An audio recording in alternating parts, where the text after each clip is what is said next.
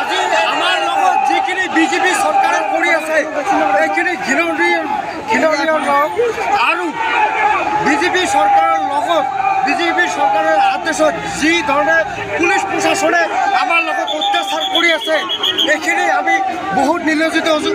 আমি কোচ ৰাজবংশী মানুহ, আমি খিলঞ্জীয়া। আজি আমাৰ যিখিনি মানুহ অত্যাচাৰ কৰিছে অসম পুলিচে এইখিনি ঘৃণনীয় যোগ্যতা হয় নে নহয় আপোনালোকে চাব। আৰু বিজেপি চৰকাৰ বাৰে বাৰে আমাক যিখিনি আশা দি আছে আশাখিনি আজি 2014 বিজেপি চৰকাৰ যিখিনি কিয় নকৰে হয় নে নহয় কিয় ইমান অত্যাচাৰ কৰিব মোৰ আহ্বান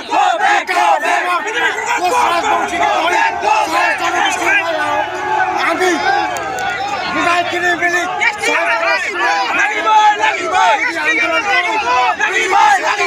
আমাৰ মাজত একোৱেই নহয়। বিজেপি চৰকাৰ বিজেপি চৰকাৰ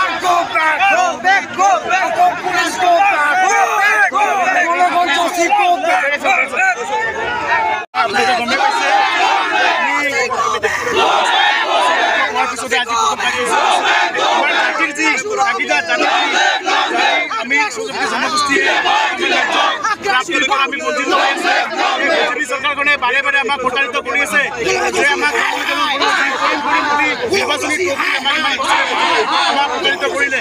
গতিকে আমি এই শান্ত প্ৰজাতিৰ জনগোষ্ঠী আজি অশান্ত হৈ পেলাই আমি কাৰ্যসূচী লৈছোঁ আৰু এই যোগেদি আমি জৰিয়তে আমি এতিয়াই দিব বিচাৰিছোঁ বিজেপি নেতৃত্বাধীন চৰকাৰখনক যে অনতি পৰিমাণে 26ৰ আগতে আমাৰ জনগোষ্ঠীক জনগোষ্ঠীক মৰ্যাদা কৰিব লাগিব।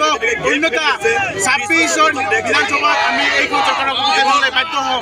এইখন আমি সমগ্ৰৰ জৰিয়তে আমি বিজেপি চৰকাৰক আৰু যে বাৰে বাৰে এই বিজেপি চৰকাৰখনে নিশ্চয় স্বীকৃতি দি আছে যে মিছলীয়া ইমানবাৰ প্ৰতিশ্ৰুতি দিয়াৰ পিছতো আজিলৈকে আমাৰ এই খিলঞ্জীয়াৰ আঁতৰ বজাই থকা বিজেপি নেতৃত্বাধীন চৰকাৰখনে আমাক প্ৰতাৰিত বাৰে বাৰে কৰি আছে।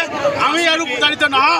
এইবাৰ আমি জনগোষ্ঠীৰ লগতে চৰকাৰ ঐক্যবদ্ধ হৈ পেলাই বিজেপি চৰকাৰৰ এগেইনষ্টে মাত মাতি যাম আৰু আমাৰ ন্যায্য প্ৰতি যেতিয়া মূল্যায়ন নিদিয়ে আমি শান্ত নহয়। আকাশ উঠি যাম।